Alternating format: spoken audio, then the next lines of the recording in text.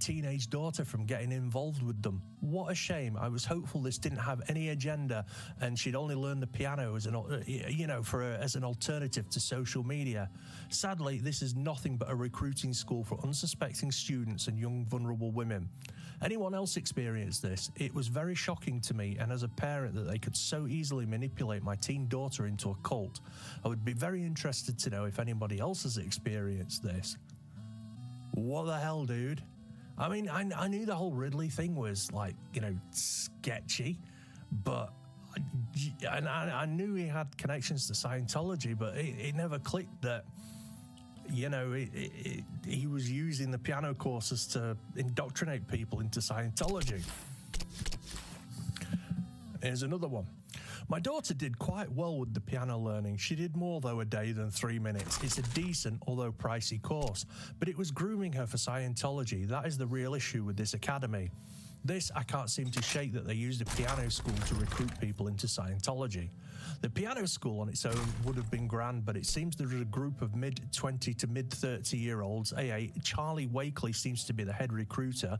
His name was on the email. Who are all connected to Stephen Ridley, who all work in a group to corral and recruit these kids and young women who fall in love with this Stephen guy. They have some sub-cult group called the Ridley Gang, where these women seem to have cult follower love for this guy Stephen, and many seem to be very deeply in love with him. It's very disturbing, very cult follower type of women following him into the cult behind the scenes. I only found out about it after my daughter asked me some questions from a free personality test, Scientology, they got her to do when she asked about mental health, which linked to the Scientology website. I then started to look into it immediately. I feel sick to my stomach that they nearly got my daughter right under my nose into a cult that tears apart families. I mean, this is just unbelievable. I mean, this is mind-blowing. We've got one more little bit here. Online sleuths discovered that Ridley resides near the international headquarters for Scientology. His self-helpy, feel-good rhetoric also closely resembles the manipulation tactics for which Scientology receives widespread criticism. Phrases like revolutionize your life and achieve your dreams permeate his sales pitches. Moreover, the structured levels for advancing piano skill in his course strongly mirror Scientology's own tiered system for spiritual enlightenment, which requires members to keep paying more and more to climb the rungs. The financial parallels seem too conspicuous to ignore.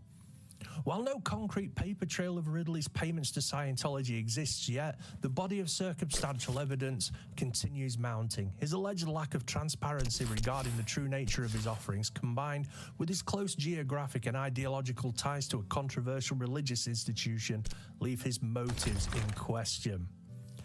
So yeah, the Stephen Ridley thing took a dark turn. Now, I am going to say that, a lot of this is alleged, and the things that I've read out there are opinions of people, but there ain't a fire without smoke. So not only does Stephen Ridley want $3,000 for his crappy piano course, he's using his piano courses and his boyish good looks to recruit young ladies into a cult. Because, well, I don't know, it turns out that Scientology is a bit of a Ponzi scheme. Who knew it? The more people you actually recruit, Natalie told me this, the more people you actually recruit and bring into the fold of Scientology, the more money you make for yourself. I mean, it's pretty gross if you ask me, and how anybody could give this shower of shit the denomination of a religion is beyond me. Look, there's tons and tons of stuff online about Stephen and his dodgy business practices as it is, and how he's not really a famous piano musician. He's a scummy salesman. Nothing more, nothing less. I mean, he's not a real musician. He doesn't release records or do tours. I mean, the only videos I can find of him are like busking or playing at railway stations and stuff. He's a fraud, and by the looks of him, he's into some pretty nefarious stuff too. So look, I'm going to wind up here and I'm going to say, be careful. There's tons of courses, there's tons of products and everything, like all over YouTube. You see these, if you're getting bombarded by adverts or something, steer clear of it. Seriously, that is the best thing I can suggest. If you see more than 2 adverts for something in the space of 5 minutes, forget about it. It's a scam. If you see any of these too good to be true videos on YouTube, or somebody overly enthusiastically telling you that there's a shortcut to something, I'd give it a miss.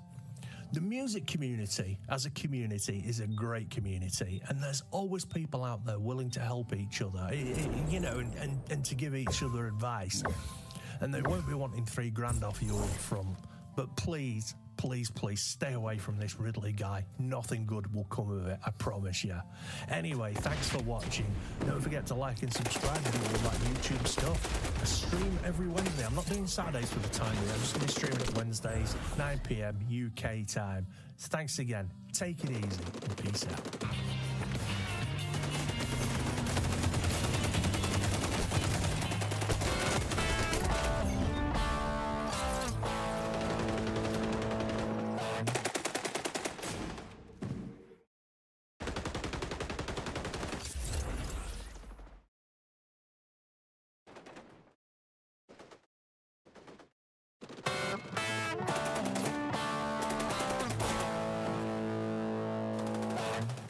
Right, we all remember this dude, Ken, Lil Kenny Tamplin. I mean, if you haven't seen any of my other videos or know nothing about Ken, he's a vocal coach who lip syncs. It's a whole thing. Now, look, I don't have any beef with anyone lip syncing or vocal coaching. I mean, unless they lie about it. But what I do have an issue with at the moment is all of these courses that I'm seeing, especially on YouTube. Now, I don't have a beef with online courses either. I mean, I've taken a few and they were cool. I enjoyed them and I learned stuff. Now, there's a few guitar players and I subscribe to their Patreons and stuff. They have guitar lessons and it costs me, I don't know, like $3 a month. It's value for money. Right there, value for money. I'm thrifty. But I do take issue with people selling courses for singing lessons or piano lessons or anything like that, and they want $3,000 up front. Yes, $3,000. And this leads me very nicely to the subject of today's video. Ladies and gentlemen, I give you Stephen Ridley. Yep. Sorry about being snoring. Right, I'm sure that if you follow any music channels on YouTube or anything like this, you will have seen this douche nozzle show up before you watch the video. He's got these ads everywhere.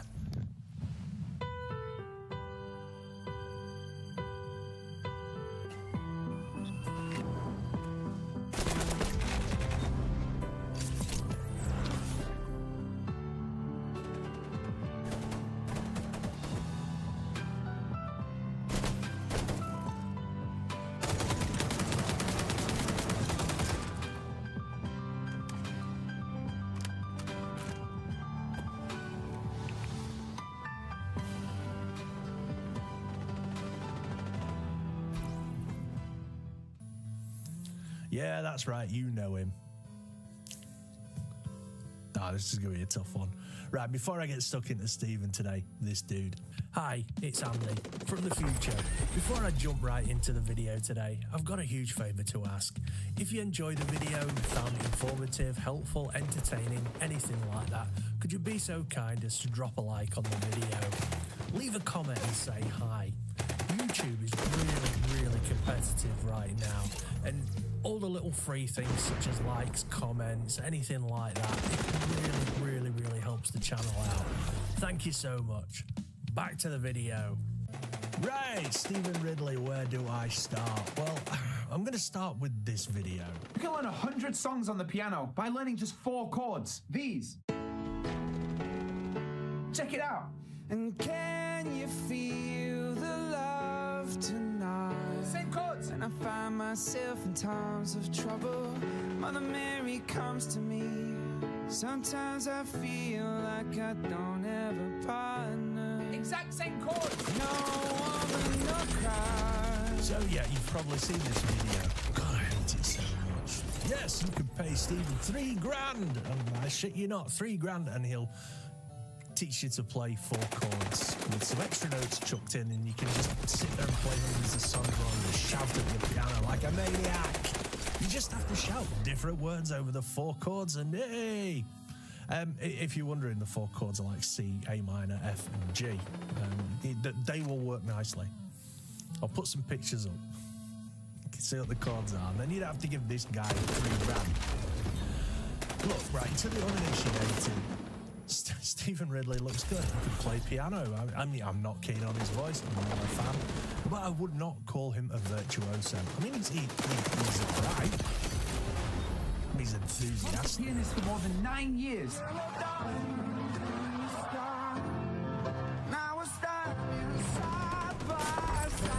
But more importantly, I also created a brand new way to learn piano that is simpler, faster, and more fun than all of the methods. So if you want to know the shortcuts to learn piano fast, I created a live online piano masterclass that's completely free today. To participate, it's super easy. Click on the button below, enter your first name and email address on the next page. And look, his course is free, but it's not. It's another sales funnel. A scummy scumbag sales funnel. You go and watch his free video, but you only get to watch that when you've given him your email address, and then bam, Stephen Ridley will be in your nightmares in your inbox, wanting his 3K for teaching you 4 chords. But I mean, this 4 chords thing, to the uninitiated, like I say, it looks great, it looks very impressive. But then something occurred to me. He stole this 4 chords idea.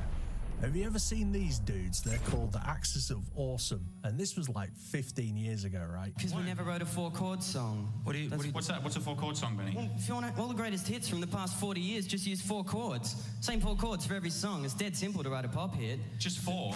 Yeah, these 4. Here. 1, 2, 3, 4 chords.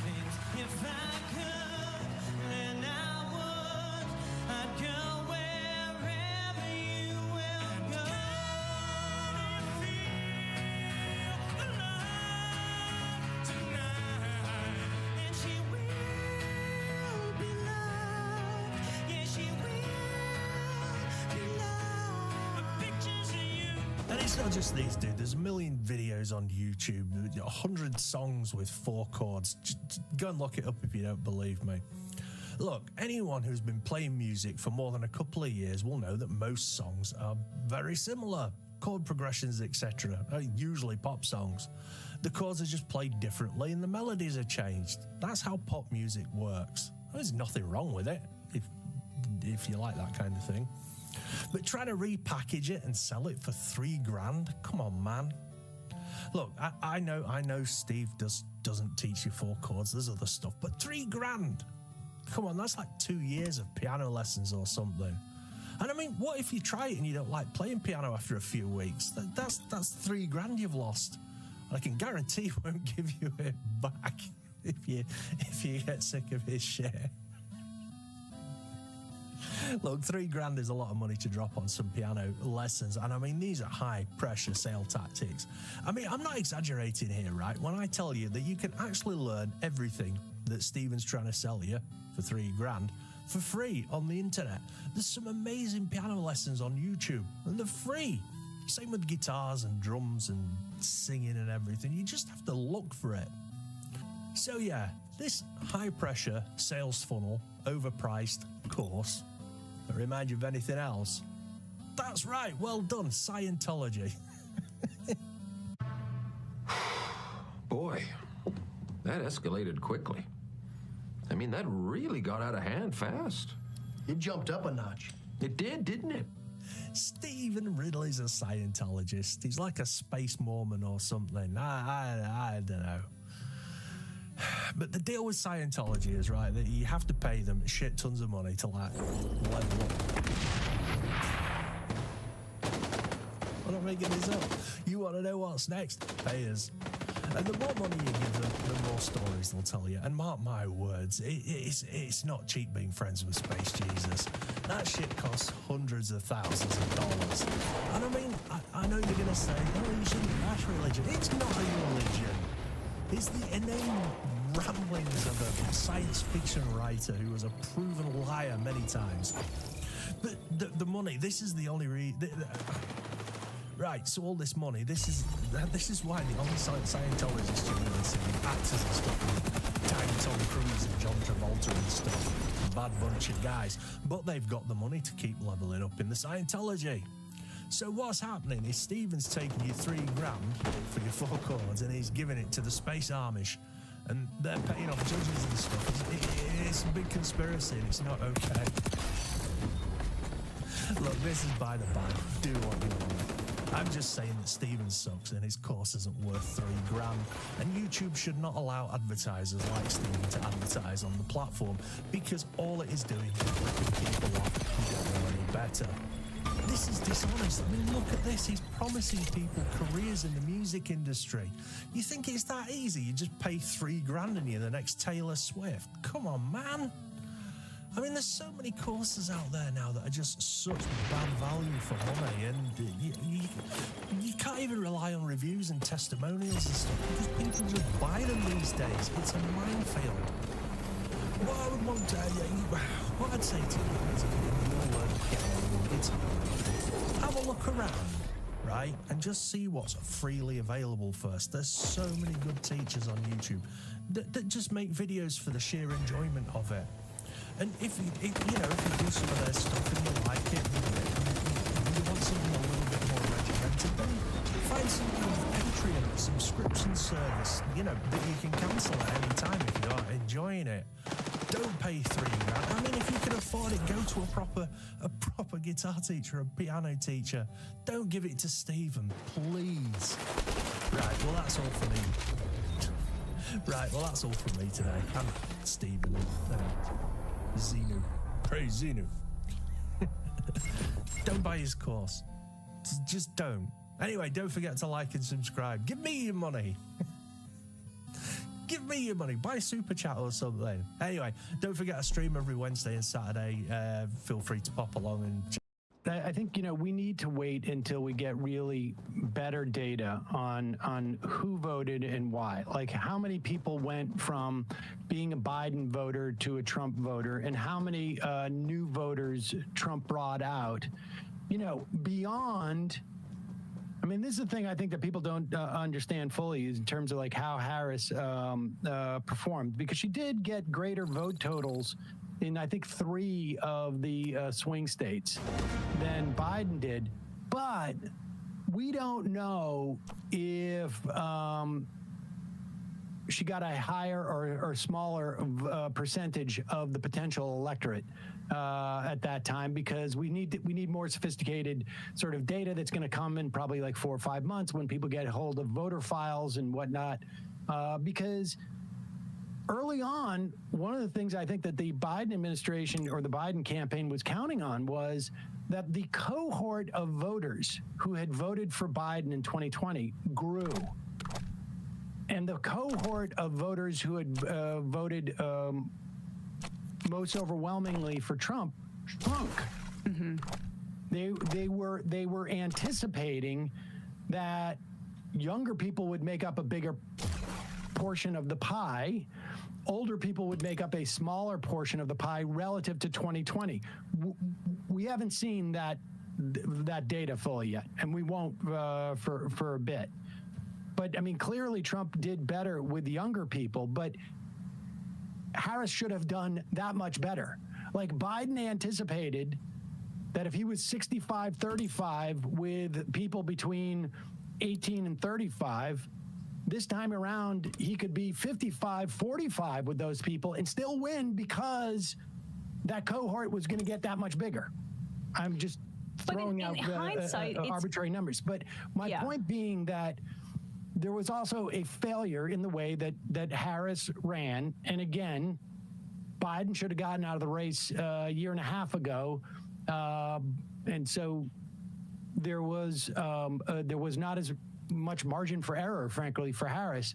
But it was the Biden people who came in, some of the old school Democratic consultant class who have continually lost over and over again, came in. Here's David Plouffe.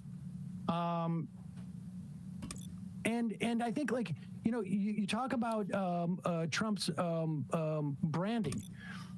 It's not ideological as much as it is insider, outsider, or, basically insider, outsider. Yeah. And Trump, because was aided in being perceived as an outsider, because the Democrats spent all this time saying like he was unique, MAGA instead of Republican. And so they were basically building him up as an outsider throughout this entire thing. And in 2020, they didn't have to worry about it because he was already the president.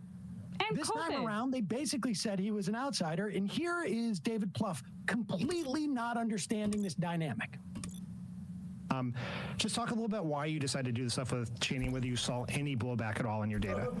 Well, first of all, like any organization, that's got the resources in the private sector, or in this case in politics, you make as many decisions as you can based on data by the marketplace. Okay.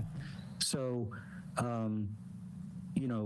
turnout was up in Milwaukee, was down a little bit in Philadelphia and Detroit, but, we'd spent a lot of time with voters who we were concerned weren't going to vote. And the fact that Liz Cheney was supporting Kamala Harris was not an issue raised by any of them, okay? So I'd say a couple of things. We were in a challenging political environment. All right, pause it for a second. Pause it. First off, when you say, Nobody complains. first off, when you say, he starts off by saying data is really the way that you go by it, right? Okay, well, here's some data that you just stated. Numbers were up in Milwaukee, but down in Philadelphia and Detroit. So in other words, whatever it is that you did as a campaign, because you worked in those 3 different cities, didn't work. Likely whatever somebody did in Milwaukee worked, but not what you as a campaign did, because you were 1 for 3 out of those cities. And the only thing difference between that city and the other 2 cities you were working on was that maybe there was a better machine in Wisconsin. Maybe that's Ben Wickler doing that. Something to keep in mind with the DNC chair race, by the way. So, he should not have brought that up in support of any argument he was making that they made right decisions. But of course, people who don't tend to vote aren't going to necessarily bring up a Liz Cheney. But I tell you who will bring up a Liz Cheney, all the people whose job it is to get those people to vote. All the activists, all the community workers, all the people in the community who you rely on to drive those people out to vote, they know who Lynn Cheney is. Liz Cheney and Lynn Cheney. They know who both the Cheneys are and their her husband, father. And they're the ones who are depressed by that. They're the ones who are aware that progressive ideas were being shunted aside, or at least being downplayed, in favor of this person. And and you want to get people out to vote. You need to give them a reason. And what she was essentially taking up the space of a reason for people to vote. She was supposed to be a signal about January 6th, right? And at the time I was like, okay, maybe they have data showing this works. But turns out the people that knew about Liz Cheney's involvement in putting, saying Trump lost the election in 2020, were 100% of that pool were probably already high propensity voters that Harris already had. For the low propensity people that broke for Trump in a way that turned the election in his favor, and it exacerbated an existing weakness for her, which was the genocide in Gaza. Right. So what it looks like is she's going around and campaigning with the most murderous butcher of Muslim and Arab people that's still living in this country. That person's daughter, and they don't know, about January 6th or whatever and her role there. That's what DC people know about. They see Cheney and they go, God, what? We're doing this horrible crap, and Harris isn't distancing herself from Biden, and she's campaigning with the Cheney too. Well, I guess he must be anti-war by default.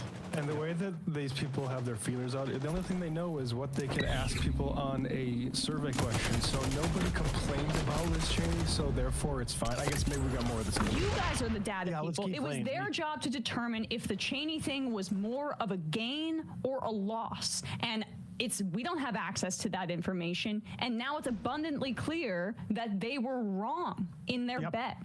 Well, and of course, go ahead. couple of things. We were in a challenging political environment where to get to 50% of the vote in enough states to win 270 electoral votes, we needed some percentage of Republicans, but I think what people forget is it's more the independents who act like Republicans, where issues of democracy, of how unhinged he is, Project 2025 mattered to them, even to some conservative Democrats. Also, when you're being attacked as being a crazy, out-of-touch California liberal, when you have generals and former Republican elected officials saying, I'm for Kamala Harris, that helps rebut that. In many respects, that'll be more effective than what she would say. Okay, pause it. Yeah, go ahead. We know that this entire strategy, the tactics may have worked, but the strategy failed miserably. Whatever data they had as a business person, according to him, was flawed data. It did not work. And the entire premise is wrong, too, because all they did, again, by bringing out all these establishment Republicans to say to Republicans, Donald Trump is not one of you. All they did was basically hype Donald Trump as the change agent and the outsider. And they fundamentally misunderstood this moment. And it's not just this moment. I mean, it's been 10 years. We had the same conversation in 2016. Exactly. What was the point you just made? I had something. If you could just go back briefly, I lost it out of my brain. A crazy, out-of-touch California liberal. Oh, okay.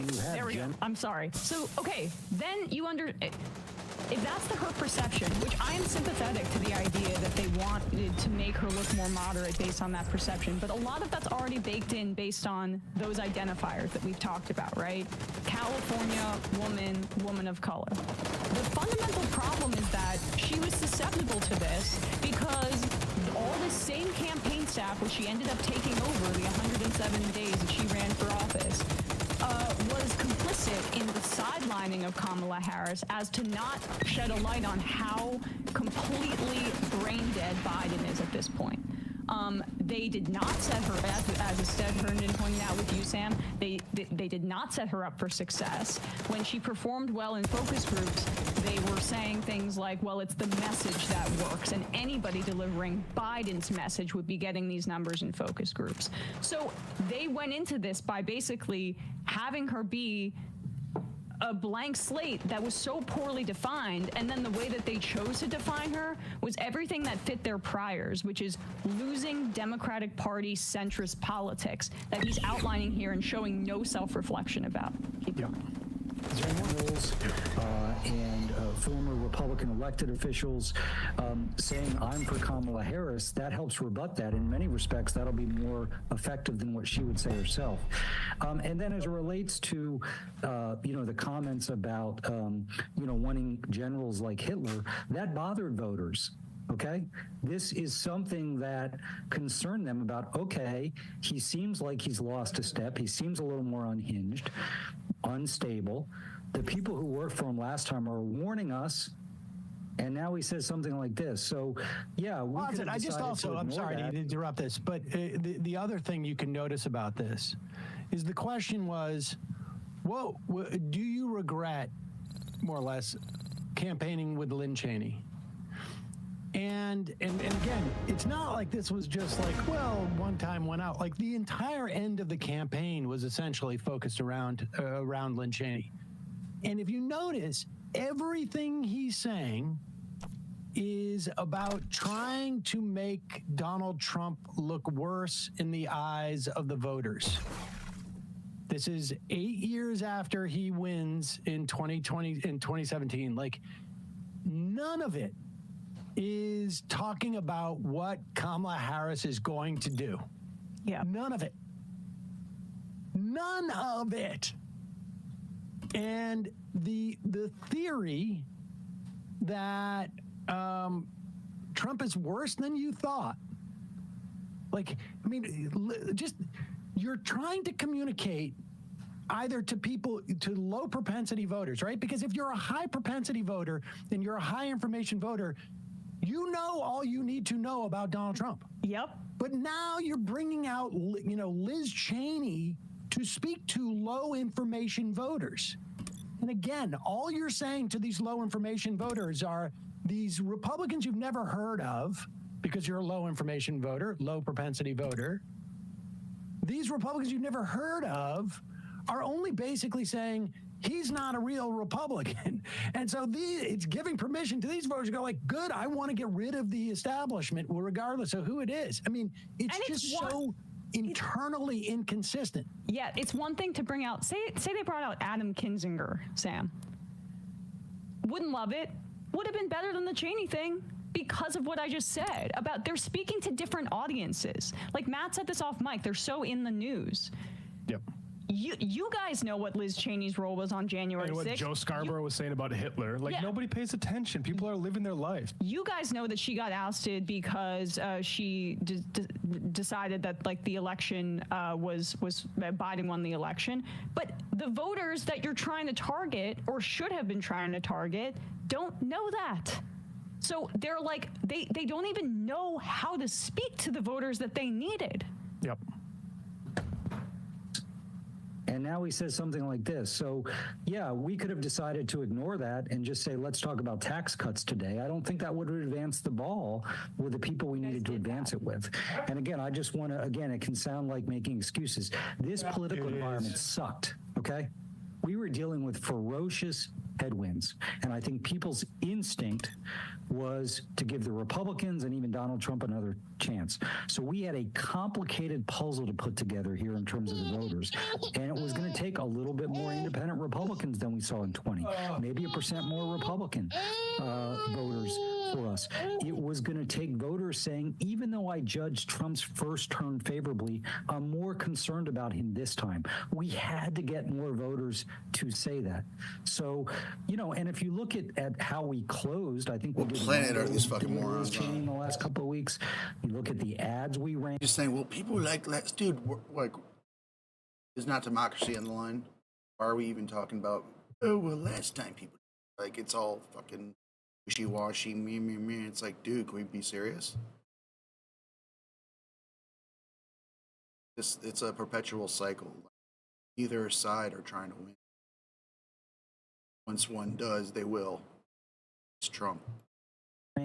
They were heavily centered on the economy, on tax cuts, on Trump being for the wealthy. So this notion that somehow we weren't focused on the economy, that was the driving motivation and message in our campaign. The closing speech, yes, it took place at the Ellipse, was a huge contrast on the economy and the people Donald Trump would fight for and the people Kamala Harris would fight for. So I think that mistakes, I think my concern about that is just, again, we have to understand that what happened in this election and what didn't. And, I think at the end of the day, we had to raise people's concern and the threat level of a Trump second term. I think if you look at our internal data, and Gwen can speak to this, we did a lot of that. We just didn't get it to the extent that we needed to. I'm sorry, win. can you pause it? But at the end of the day, Okay, so why didn't voters buy that? Because they did spend a ton of time on negatively characterizing Trump. Why didn't they buy that? $1 billion toward it. And they're right on the fact that, like, yes, their closing ads were focused on the economy, and that was part of why I was optimistic going into the race. But the problem is that for the voters they needed, none of this was reaching them. None of it. It wasn't either. It also was not coherent, which was the other issue. But it wasn't like the speech on the Ellipse. They're trying to win the MSNBC and CNN cycle over trying to win over voters. It is astounding. And I mean, I guess it's just not a shock now, but I just am still in awe, I think, in hearing him about how little these consultants understand about the people that they're trying to win over. I mean, according to a poll that was released, I guess, about 5 days ago from data from Progress. Was this 5 days ago? Yeah, November 22nd or so. It cost Harris enthusiasm amongst independents. Look, here's the bottom line. They failed. They had one job, and they failed. They did the opposite. They did the opposite. It was a very tough environment. They failed. They're not up to it. Do not hire these people anymore. That's the point. These people are failures. There is no other job where you get to fail, and it's not like, well, it worked a little bit, but not as much as we thought. No, it did the opposite. Her numbers went down after this is in Michigan and Pennsylvania. They went down after they campaigned with Cheney. But also, what I find frustrating about this is their theory contradicts everything known about politics, which is what I was saying the entire time about medium voters. Is it's not people switching from party affiliation because the brand because this time is different. It's, are people going to sit on the couch and turn out for you, or are they not? And I think there might have been some switches, but if you look at the numbers, it's pretty clear that there was a depressed turnout in a lot of areas that Harris could have turned out, and maybe a slight uptick for Trump in certain areas, and because people were depressed. And I think it's just... And the genocide is a big part of that, even though, and by the way, do you know how many times Pluff mentioned Gaza in this? 0.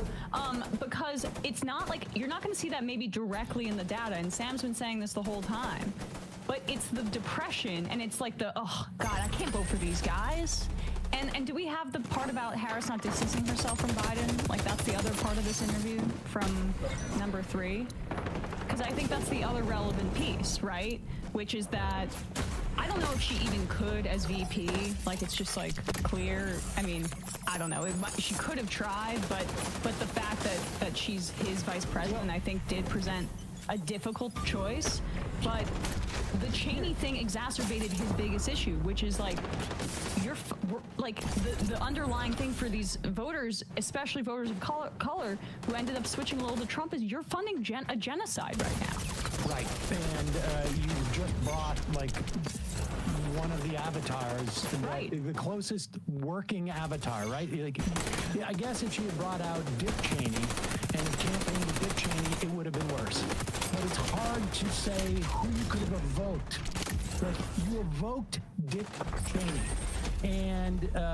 and to do that in the course of essentially funding another war on Muslim and Arabs in that region is it just fits too perfectly.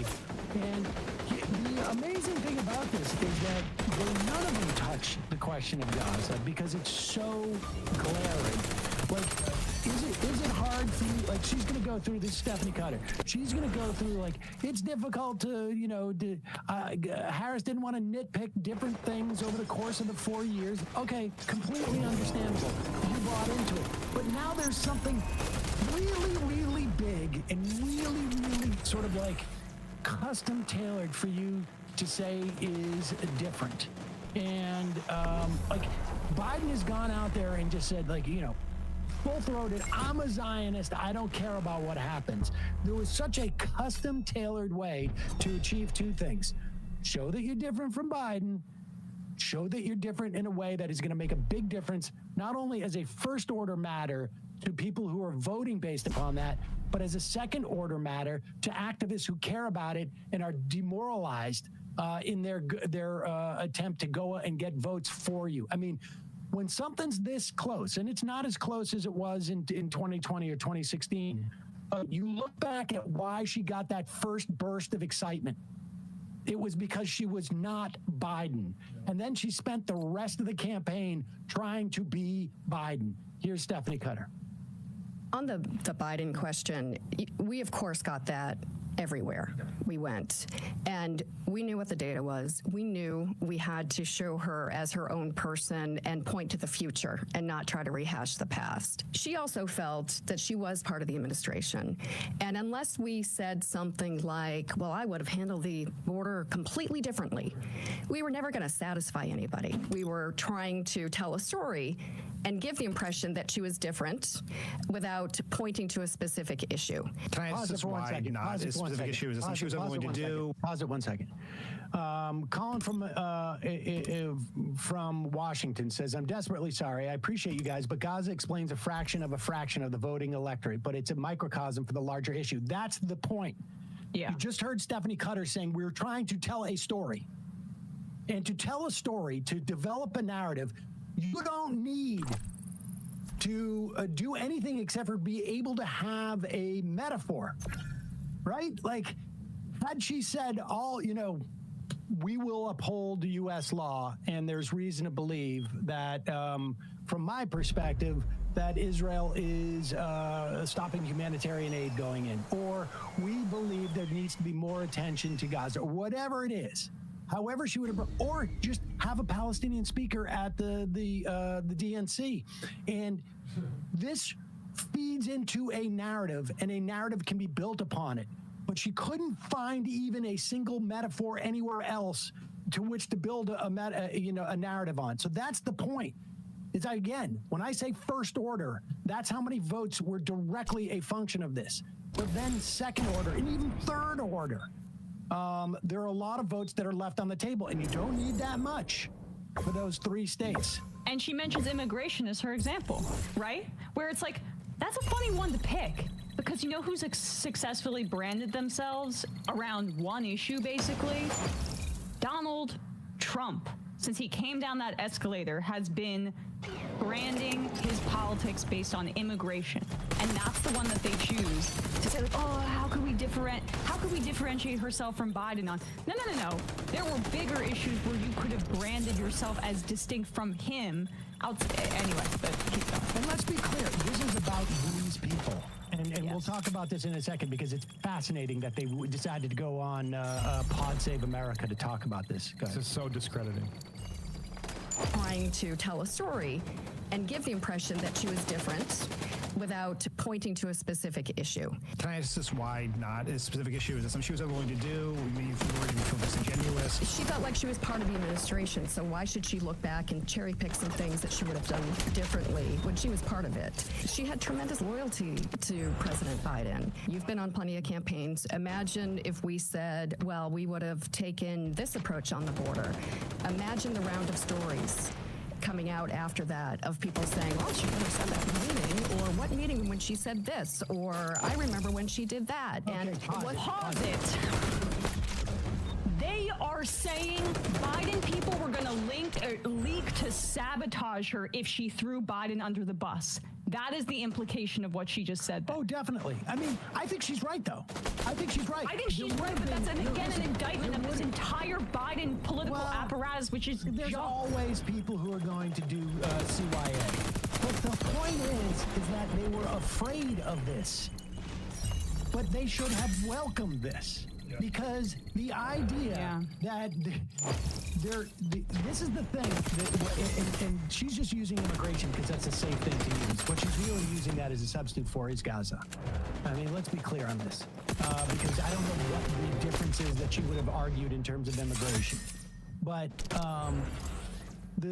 she is using it as Gaza, and yes, it is the case that there would be people who would say, well, she didn't say this in a meeting. She never complained about it or whatever, because they're trying to protect their own ass. You know, Brett McGurk is out there. He's going to try and push back on this stuff, and they're going to leak. There's no doubt that's going to happen. But if you are trying to create a narrative that you are not Joe Biden, you welcome that. You say, we're going to use this. It is the case that she's different. And yes, she was loyal. But now she's running for president, and she's going to articulate things that she would not have done in that moment because she is loyal to the president. That's what you do. And the minutia that Stephanie Cutter is talking about shows how completely a closed loop they're working in. It's from like Morning Joe all around to these consultants on that podcast who all go there together. They go there together because they're going to do a united front. We're not going to throw each other under the bus because we all need to get work next year. Yep. And this is what's going on. This is a consultant class of Democrats who have, like the same closed loop. I got news for you. Those voters out there are not reading the Hill. This whole thing about winning the day and winning the news cycle, as if it's Politico in the year 2004 or whatever, is really just completely a blinkered notion of what's going on. did campaigning today. These people are old in the way that they're thinking. They're ossified and they're overpaid, and they failed now multiple times. But okay, go, Matt. December 2nd, 2016, in CBS News, the headline, rather lose than win the way you did. Insults fly when Trump and Clinton aides meet. There's Jen Paul Mary, like, basically saying, and that's the thing is, like, when they talk about loyalty, that's your careerism. Like, the job is being president of the United States of America, and we're talking, like, you failed. And she was not ready to be president if you can't even throw that old MFer under the bus. But this is the theme of like the whole. I mean, again, I'm not trying to absolve. I don't think she's a weak like leader in terms of leading a political movement. She didn't have the stuff to combat all of the crap that was thrown at her in this way. But this whole staff of advisors that put their personal loyalty to Biden, or at least that's what they're saying, and she did too, over just like a political movement to make people's lives better, especially in the face of what we were facing. They don't want to win, as Matt was saying, in a way that would say, okay, Biden failed in some way. Like, that was the thing, and I returned to that instead, anecdote about how they were very arrogant about the message is a good one. So it's not about who communicates it. We're going to win on this message, and we're going to win in this way. So that's part of why she didn't throw Biden under the bus, is because the entire staff of people are filled with arrogant folks that say, and they're paid to because it's actually like a cozy bedtime story for these Democratic politicians. Everything you're doing is awesome. It's just the way that we win the news cycle. And that's like an institutional rot that I think it's hard for us to, even from the outside, fully understand. All right, just play a little bit more of this. Wasn't going to give us what we needed, because it wouldn't be a clean break. It would be, days upon days in a limited time window that we had of dealing of who, what, when, where. So the best we could do, and the most that she felt comfortable with, was saying, like, look, vice presidents never break with their presidents. The only time in recent memories when Pence broke with Trump after Trump stormed the Capitol. Hubert Humphrey on September 30th said we need to stop this Vietnam bombing policy, and the entire media atmosphere, environment acted like because the draft is gone, there's no comparison. I'm sorry, there was a comparison. And I am also frustrated at this repeated repetition of, we had a limited time. You know what would have been better for the Kamala Harris campaign? If it was even more limited. If it was like right after Biden got out of the race and then the election happened, because that gave these people that gave these people less time to F it up. Yep. Yeah. October was a disaster. All right, do we need to leave? I don't want to. Yeah, we're just getting madder and madder. All right, we're going to take a phone call, and then we're going to go to the break. You said we were going to cover this, Sam, and I said, really, right before Thanksgiving? I mean, I am about to drink so much red wine and just lay into some centrist Democrats at the Thanksgiving table. I hope you're happy about this. Well, I guess I am. Hey, folks. Years, so maybe he could still pull through. I don't think Trump would do it, though. I think Trump would do it, but I think Joe's going to do it, because Papa Joe's in a no given time in his life. Yeah. So he's like, landmines for everyone. Let's bomb Russia with American missiles. Yeah. So I think he's at the point where he's like, my kid, I'm freeing him. Shut the fuck up. This was a fun moment as well. You had this. We'll show your highlight reel here. Shaky Gerga gets into a fight with Alan Lichtman. The people love this shit. Okay, I love this shit as well. I've made fun of Alan Lichtman before, because a lot of liberals would come into my chat and be like, "But the 13 keys, like he knows how to turn him." I'm like, he made it up. Like, you can't. Like, there is no hard science here. But yeah, here. You don't know anything. You attacked me personally. You're so deluded. Oh, right. I've only been a professor for 51 years. On this program, I've never been able to finish a thought. How many books have you published? No, because you're personally attacking me again. Say whatever you want, but I'm not going to stand for brother, personal you got it attacks. wrong. Say you were whatever you want. preposterously and stupidly wrong. So, okay, all right. Can I just finish a goddamn thought ever on this show? No, not if you're personally. I admitted I was wrong. I don't need you to call me stupid. Okay. Can I just say, it's great to see you Democrats all getting along so well. Who taught you manners? God, don't call me stupid. His peers, man. He just. Anyway, I'm not going to get into it. I know he's your best bud. He's your pal. It's lovely to see a post-election harmony as you goddamn all come point. together We're again. just one right now. Hey, Alan, you deserve a tall glass of shut-up juice, so can you just shut up? Cook him! Cook him! Cook him! Cook his ass! Dude, I love your... God, your commentary is excellent. You said tall glass of shut up juice. You are the brownest white man on the planet, by the way. Well, like what you are. Others like, have charged that. Yeah, it's just so funny that you deserve a tall glass of shut up juice is the most like, listen, pal, not the time, bucko ass take that you could have here. You know why? Because I'm an American. Yeah, you just deployed that shit, dude. You deployed it so hard. For a second. And it worked. You shut the up. Well, that's what the tall glass of shut up juice is for. Yeah. And let someone who knows what they're doing. So right, Pierre. You're so right. You're so unified right now. You want, so I will not sit here and stand for personal attacks, for blasphemy against me. You don't need to do that. You don't blasphemy against you. What the hell are you? Are you blasphemy? What a fucking insane thing to say about your demonstrably failed political method. Where's the key when you jiggle the keys? That's later. You know, that actually didn't make the viral clip, which is really funny because I thought that might do it. Because in the middle, as he was talking, you have it? Oh, yeah, here it is. Yeah, they pulled it out. Real. Previously worked as pragmatic decision-making on whether or not the White House party has governed well enough. Then my analysis is based upon what's changed, what's shattered the pattern of 160 years of history. So I have a base for my... Full band to you? God, Pierce is such a piece of shit. Oh my God. He knows what's good to you. Oh my God, he is such a dickhead, dude. Analysis. I'm not just doing Monday morning quarterbacking. Jank, you need to learn some manners. I brought it back. Jingle jangle. Jingle jangle. Damn, she got 1.2 million views, dude. Goddamn. Your act is getting really thin. I mean, brother, I said what was going to go wrong. It did go wrong. I was right. You were wrong in this election spectacularly so with your so-called keys. And now you come and tell us not to Monday morning. Unlike you, I'm willing to admit when I'm wrong. Are you ever going to learn? Unlike you. Why? I actually do that all the time. Anyway, look, they're going to bring this. So, first of all, for now, leave poor Alan Lichtman alone, right? Yeah. He's just a civilian, whatever. Who cares? Like, I don't know if it's true that people are swatting or doxing him. That's crazy. Why would you bother with a professor who got it wrong? Yeah. It's like totally irrelevant. Now, but they're going to bring him back in 2028.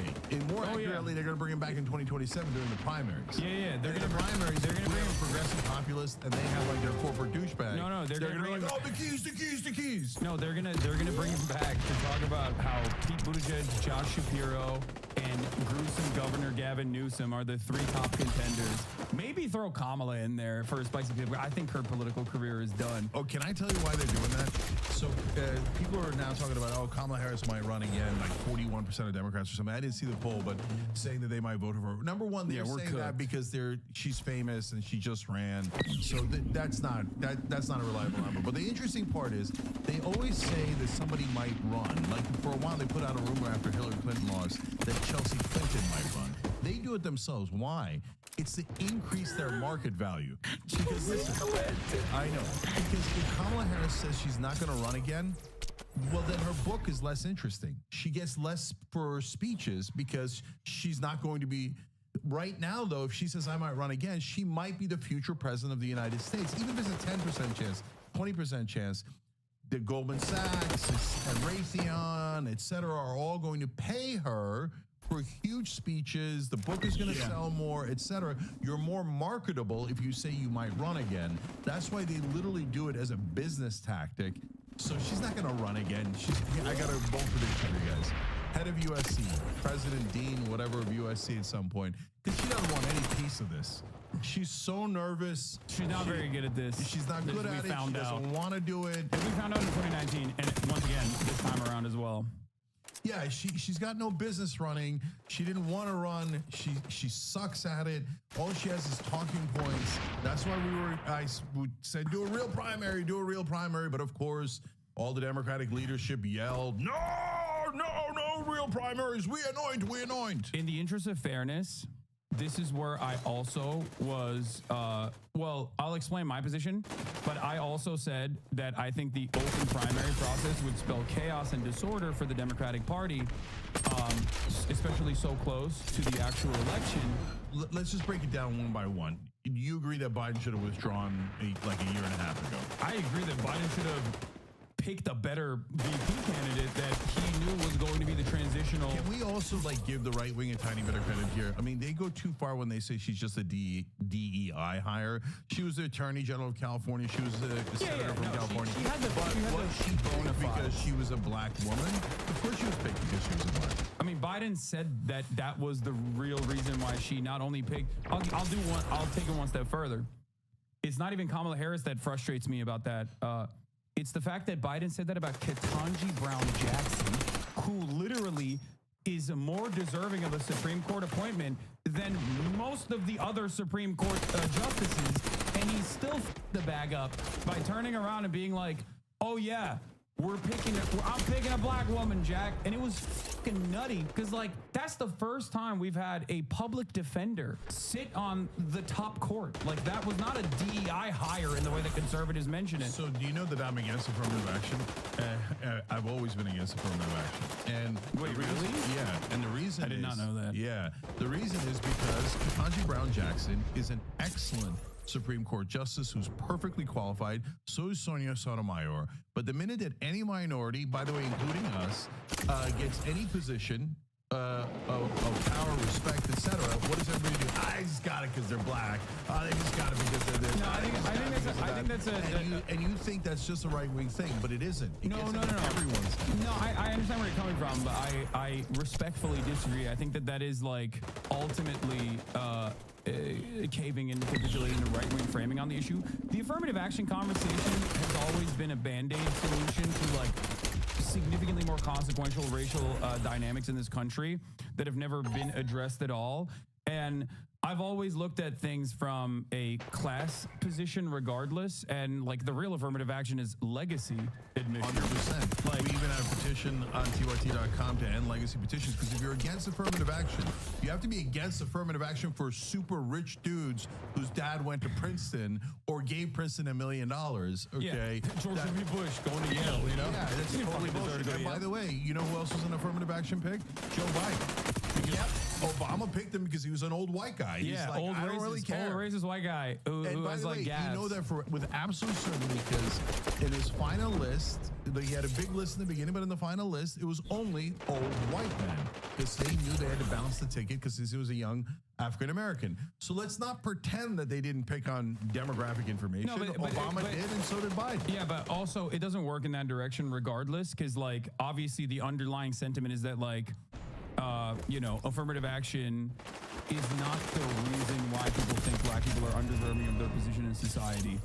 They already thought that, and now they're using affirmative action to, continue to compound on that argumentation. But it does compound, and I hate that it compounds because it's not true. I'm more the process itself in terms of affirmative action in general, albeit is still, like I said, not a good solution to systemic racism and inequality that persists, and black people being consistently underserved in American society even now.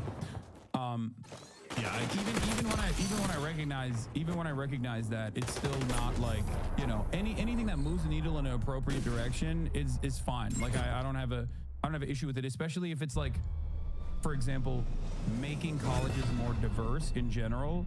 That's a good thing. I don't think that's a bad thing at all. Like these are some of my most like rad lib takes, I would say. But I do think that actually makes it a better learning environment in general. For the first time, you're actually encountering and developing interpersonal relationships with people that you otherwise never would have. So, and I think that makes for a better learning environment. So two things about that. Look, as you were talking, I came up with an analogy here. Let's see how it goes. I view affirmative action as kind of a counterproductive Band-Aid on a wound. So the right wing says the wound doesn't exist. No, I think the wound does exist. I just don't think that the Band-Aid is the right solution, right? So because what the Band-Aid is doing is it's covering up the wound and not letting it breathe and not letting it heal. You're a bit of an accelerationist. Okay, so in that regard. Well, it's a very different accelerationist. No, and but so, I'm not trying to accelerate racism. I'm trying to end racism. That's what pure Marxist-Leninists say about the welfare state. Okay, it's not a Band-Aid. It's a Band-Aid continuation of like. Yeah, but they're wrong. That's a completely different topic. Okay, I'm just saying. I got you. So, but in this case. So constantly reaffirming and reaffirming, we should think about race. We should think about race. We should characterize everyone on race. That doesn't help defeat racism. It perpetuates racism. So I think it's a terrible idea. I hate that we view ourselves separately based on different categories, race, gender, sexual orientation, etc. It doesn't mean that there aren't things that are going wrong now. It doesn't mean that there isn't systemic racism. It means that there's a better way to address it. Dude. Fuck and then in terms of the diversity. Over it.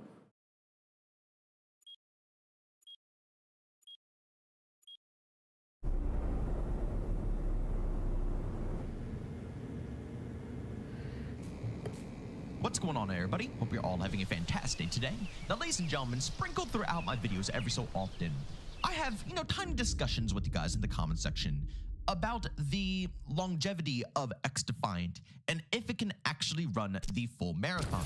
And I always get a lot of people coming in and saying that they don't believe it can run the marathon. And there's a lot of obstacles in the way of the team to, make it run that marathon. And, with the budget that people for some reason think this game has, it's going to die out very soon. Now, of course, like I said, I mentioned this a couple of times, but in today's video, as promised, I'm going to deep dive into this discussion and really explain to you guys why I personally believe that the devs, including the heads of Ubisoft as well, really thought this one through, and it's not just going to be another game that dwindles away. Seriously, I believe with the decisions the developers have made, they can run with this game for a very long time. But guys, before we go ahead and dive deep into the topic of today's video, if you are interested in more content just like this, don't forget to subscribe and hit that bell. I post daily here at 8 in the morning Eastern time. And last but not least, if you guys are interested in any of my live streams, I do stream pretty much daily over on Twitch, and we are going to be grinding out another day of double XP and X-Defiant, guys. I have like 2 more guns to go. It's absolutely insane, and I'm completely done the camo grind. So if you guys want to go ahead and check out the camo grind, hang out with me, chat it up, or even hop into the open lobbies, you guys want to link to my Twitch channel down in the description of this video. All right, so ladies and gentlemen, I know it's extremely popular to kind of talk down on X-Defiant and, be very hopeful for the death of this game, especially since, obviously it's put up by Ubisoft. But again, I'm going to list a few things here that, me personally, I believe, X-Defiant has a lot of time on their hands. And I don't believe that the developers, nor Ubisoft, kind of put that to the back of their minds. I think that was the #1 thing that they were focused on, is the longevity of this game. Again, we're talking about a developer like Mark Rubin, who has been working on Call of Duty games in the past. He knows the Call of Duty cycle. He knows the Call of Duty community. And he knows how they pump out games and what their strategy is. Call of Duty is a game that lives off of yearly hype, right? It doesn't live off of seasons or bringing people in throughout the course of the game. As we see with pretty much every single Call of Duty game, it starts off hot. A lot of things are pouring into the game. And then once we reach the final, few seasons, it dwindles away. Because why? They want you to get hyped up for the next Call of Duty game. They don't want you playing the current one. Like, for example, Modern Warfare 3 2023. Outstanding Call of Duty game. I know it gets a ton of hate. I've been saying it's awesome since day one.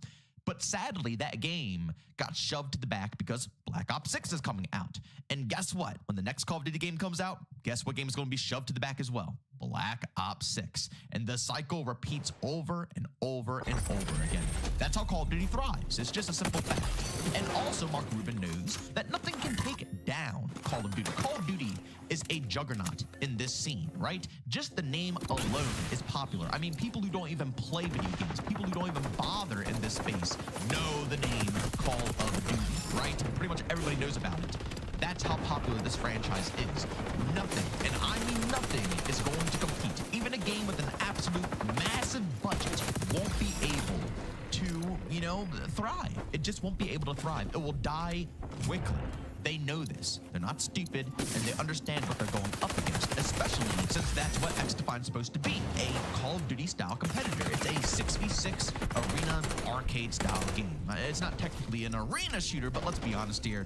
Arena games aren't that popular anymore. The only ones that are really thriving right now are like what, Splicky and Halo, and I wouldn't even consider those truly arena shooters. So the arena genre kind of died out, but that's what people consider these 6v6 style games. They consider them like arena shooters, when in my opinion they're arcade games. But you know, you get the general idea. And it's no, you know, questions asked that this game is trying to compete in the 6v6 Call of Duty space. So when they're at the drawing board and they're approaching this game and their ideas on how they can go about it, you know, having Mark Rubin there, who has, like I said, worked on Call of Duty, he knows going in with a game that has a huge, massive budget is not going to be enough to make sure they can compete with Call of Duty, because nothing competes with Call of Duty. Even if they were to wait until the end of the life cycle of a Call of Duty game to drop a really hot title with a huge budget that is heavily funded, guess what? It will get wiped clean when the new Call of Duty game comes out the next year. And, you know, and the cycle repeats and repeats and repeats. Mark Rubin knows you can't beat COD with a single banger hit. It can't be like an Apex Legends drop, where it just drops out of the blue and becomes one of the most popular games known to mankind. No, we have to understand that, again, two things. Call of Duty is huge, and two, you know, 6v6 isn't as popular as it used to be. So the best way of handling it is, like what Mark Rubin said, running the marathon. You can't go in with a sprint, you have to run the marathon. And in order to run the marathon, you have to have the money to fund it, which means they can't splurge. And let's be real here, guys. When it comes to the visuals, the animations, all of the above, it's a good game, gorgeous game. All the maps are stunning. But if you compare them side by side, from a new Call of Duty game over to XDefiant, yes, you can 110% tell the difference of the budgets between a Call of Duty game and XDefiant. There's not a doubt in my mind. And I guarantee XDefiant could have had a bigger budget with more developers, more time, and better animations, and all of the above. But again, they didn't choose that route. They chose gameplay over visuals. And again, they chose the fun factor of the game. And once again, gaining people over the long run, which was their smartest decision. And a lot of people still think that the budget is huge here. And that's why people believe that they can't run the marathon. But let me tell you guys something. Let me tell you guys another theory of mine, especially behind the engine here. Once again, I believe they chose the engine they did, not only because Ubisoft is cheap, but they want the game to last. You see, Mark Rubin understood the challenges to overcoming this engine. He understood the amount of work and time and effort it will take to polish off a game with the, you know, with what they were presented with. They chose this path because, once again, it will allow the game to thrive over the course of years. Because, like I said earlier, you can't compete with COD with a one-and-done banger. No, COD, if you want to be able to thrive and compete with a game like Call of Duty, like I said, you need something with a small budget so it doesn't cost you to let it run for years. And once again, you have to let it run for years, because Call of Duty is a cycle game, and people will come and go, come and go, come and go, and slowly and surely people will begin to trickle into XDefiant and slowly build it up more and more and more and become a more established base. And I know people will say, oh, well, it'll never be COD, but who says it needs to be COD? You know, I'll tell you guys one thing. Coming up second to Call of Duty is not a bad thing whatsoever. Don't you guys agree? You know, it's not like it's getting demolished. No, it's literally, if you think of all the Call of Duty competitors, yes, XDefiant is literally in second place right now. There's no other Call of Duty competitors besides, you know, much more indie-style games that can partially compete, but they're nowhere close to being as popular as XDefiant. It is not bad to be in second place, to a massive franchise like Call of Duty. Not even in the slightest. And if they can thrive and continue to run on that smaller budget and eventually grow that player base more and more, that second place spot will become more established. But let me bounce back to the engine topic again, because I kind of, ran off a little bit there. But I was trying to say that when it came to the engine, they did this strategically, right? A lot of people think that, they picked up this engine and now they're going broke. No, they could have went with an outstanding engine. Like I said, they could have went the route of making a banging game and just cross your fingers and hope it can just absolutely blow Call of Duty out of the water, right? They could have invested a ton of money into that. And they could have, tested their luck. But they knew the odds were severely against them when it came to, introducing that big of a budget. So they didn't. They avoided that path, went with the longer path, a harder path, a path that will require a lot more work, but it will give the game time to build over, like I said before, years. They aren't in a bad spot, ladies and gentlemen. I play games like Insurgency Sandstorm, Body Cam, like Splitgate, for the love of God. These games are still thriving, and people come to me every single day and say, it's no way Ubisoft is going to keep this game up. It's no way that the servers are going to stay alive. And I sit here and think to myself, it's like, how? How could Ubisoft, a company worth over $1 billion, let's not forget this. I know we all like to make fun of Ubisoft and think that they're nobodies, but they're still worth a crap ton of money that none of us will ever imagine, to be able to touch a day in our lives. Like, we are seriously believing they can't keep these servers up.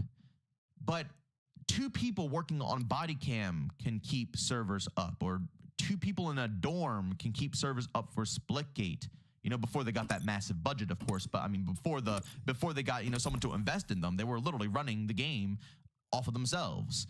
Like, it does not seem logical to me whatsoever. Insurgency Sandstorm, ladies and gentlemen, that game still has servers up. And yeah, we can say it's a paid game, but seriously, you really think that hundreds and thousands of people are still paying for Insurgency Sandstorm in the year of 2024 going into 2025? Really?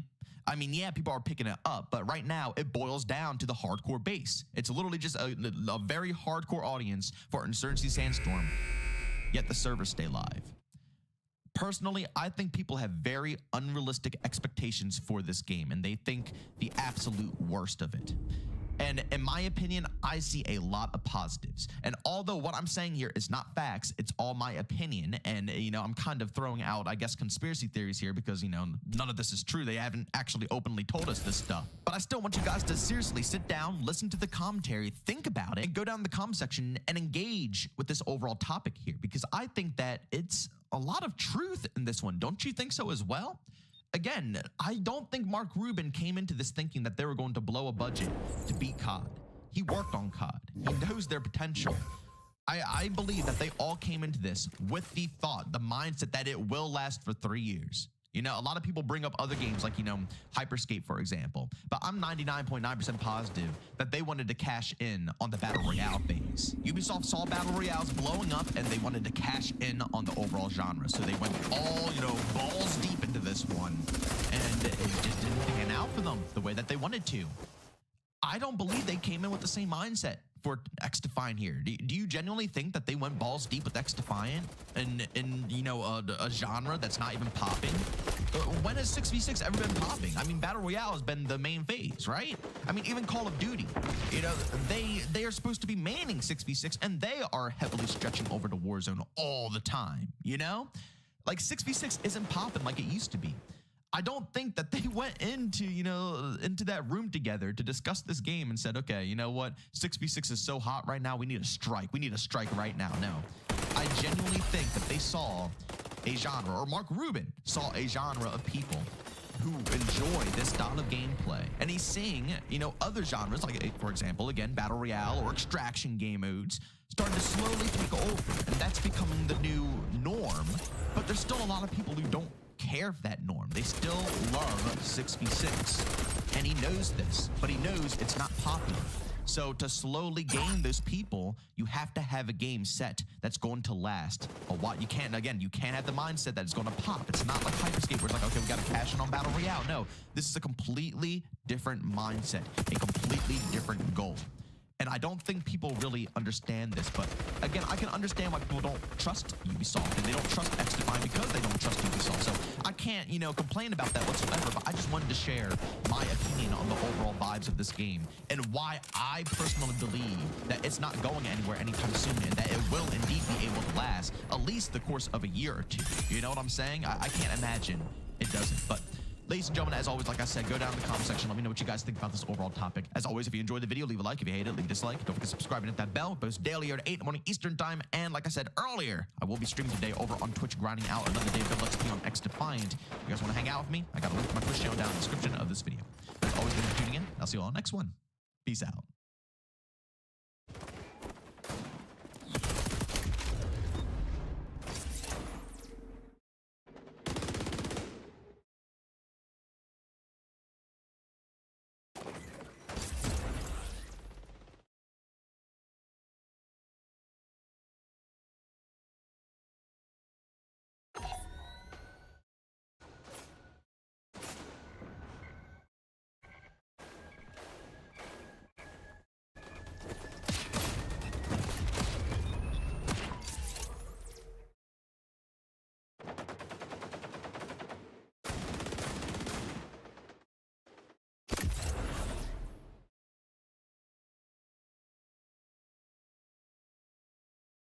Claim. For most people, it's like perfectly packaged drama slop. It takes 1 second to lie about a person, and it takes an hour to break down exactly why this is wrong.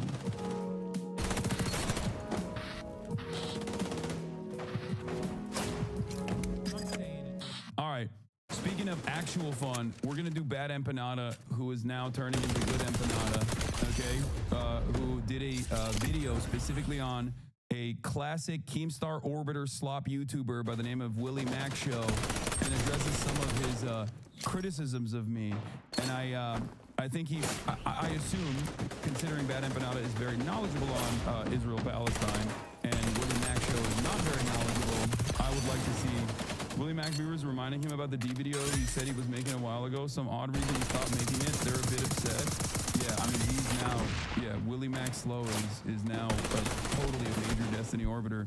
He, I mean, dude, I get it. I get it. Why the f wouldn't you be? He literally goes and trolls that subreddit. He just peruses Destiny's subreddit to get like an easy 1 million viewed drama slop video. Like, why the f wouldn't he be excited at that prospect? That probably makes him like 10 grand, you know what I mean? That's easy money.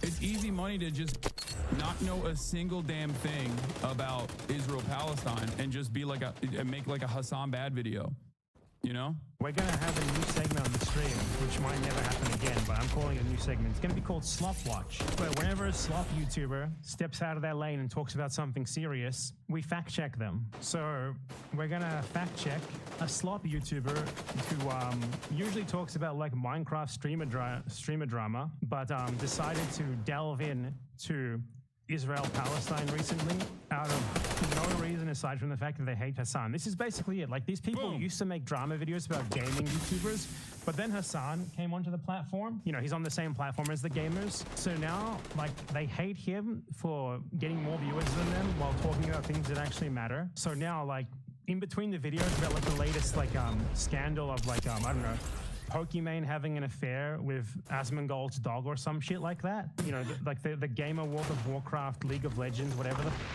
I'm just throwing out words that I don't know what they mean. You now have this guy who has the brain power of like an almond telling us what to think about geopolitics, what to think about genocide. So we're going to check out what Willie Mac Show has to tell us. Just to check out the direction of his content.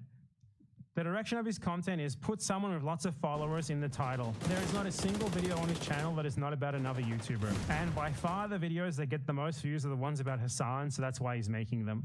So let's check it out. Let's see what he's got to say and let's fact check him for as long as we reasonably can until it becomes so grating that we would prefer not to live anymore. Let's check it out. Last year, I started documenting Hassan for his blatantly false reporting. Why do you talk like that? Why do you talk like that? What is this voice, for one? This is not a real person's voice. I thought my video voice was bad. What's this? Insane meat munching. He made like 20 videos on you. I know. It's Can you explain what a grifter is and how you're not one? A grifter is a person that doesn't have any sort of like firmly held convictions or any sort of interest in the subject matter that they're covering. And they're basically simply covering it because the algorithm boosts that sort of commentary. Like, for example, if someone has no interest whatsoever in the ongoing genocide that Israel is engaging in Gaza, right? And the only videos that they've ever actually, the only time they've ever actually afforded their platform to talking about this issue is to specifically farm drama off of a polarizing content creator such as myself to just basically say my reporting on it is bad. And you know, the fact that they have no like real experience in this field whatsoever, and they're simply just like aggregating clip chimps off of you know, a particular subreddit, that would be a perfect demonstration of someone who is a grifter.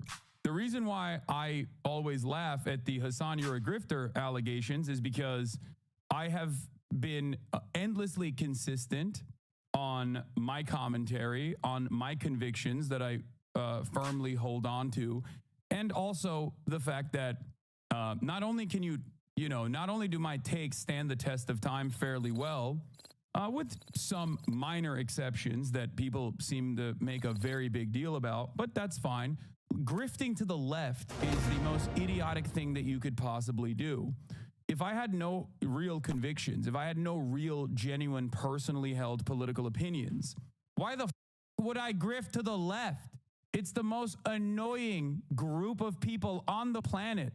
Okay, do you know how many people who also consider themselves to be diehard leftists who hate me? Are you kidding me? It is the most annoying group of people on the planet. Okay, I'm sorry, it's just the truth. There's nothing the left hates more than someone who has an opinion that is a little bit marginally different than theirs. Okay, there is no big ticket donors on the left. Everything on the left has to be grassroots funded by you guys. Obviously, you guys fund this entire broadcast by subscribing, and many of you do, and I'm endlessly grateful for that sort of thing. But the reality of the matter is, there's a reason why. I mean, Bad and Empanada is a great example of this. Bad Empanada shits on me all the time. You know? And it is what it is, but the left is the stupidest group of people to grift to because they are annoying, and it's impossible to get any sort of solidarity amongst the left, okay? People will say, you're not far left enough. Some people will say, you're too far left. No such distinctions are usually made on the right, okay? There is very little right-wing infighting, and when it happens, they pack that shit up quickly. The two most prominent examples of right-wing infighting that have occurred over the course of the past couple of years was when Ben Shapiro and Steven Crowder duked it out a little bit for a second, okay? But it didn't change the dynamic of the audience that much. Steven Crowder cried about the $50 million contract he got from Daily Wire, and he said it was slave labor, which was hilarious. And then the second most prominent example was when Candace Owens was anti-Israel under the Daily Wire wing, while also being anti-Semitic, of course. And Ben Shapiro was like, anti-Semitism is fine, but anti-Israel I can't stand. That kind of feuding is a daily occurrence on the left. People have an incredible amount of purity that like standards that they themselves do not abide by, that they try to subject others to. So it's an idiotic thing to do. You think I'm a stupid person? Why does D grift to the left seems to be working out well for his bank account law? I think that he just is a debate mercenary. He doesn't give a shit. He just wants to be contentious, and he knows that as long as he maintains a liberal posture and backs like the institutional liberalism, he will always be able to maintain some level of an audience. He is not a leftist, though. I don't think Destiny has never really been a leftist. There was like a brief moment where I thought he might be, but he was not. He's a very annoying liberal who says incredibly reactionary and edgy shit on a regular basis and will defend it. Yeah, he's perma stuck on whatever the liberal status quo is. and he'll always defend it. And I think part of the reason why is because if you're going to base your worldview off of like empirical evidence, there's a whole bit of information that's readily available on the liberal side, right? Like, it's great. You can just like go to Wikipedia and just churn out, misunderstand what the Wikipedia pages are telling you, and make it seem as though you're, you know, infinitely more knowledgeable on the subject matter than the idiotic right-wingers that you're duking it out with. Because right-wingers not great at debating, and they're not great at understanding reality in general. So I think it's like a very easy way to present yourself as an intellectual giant, an intellectual titan. But overall, he does present a unique part of this space. I will admit that, where he has the energy and the toxicity of a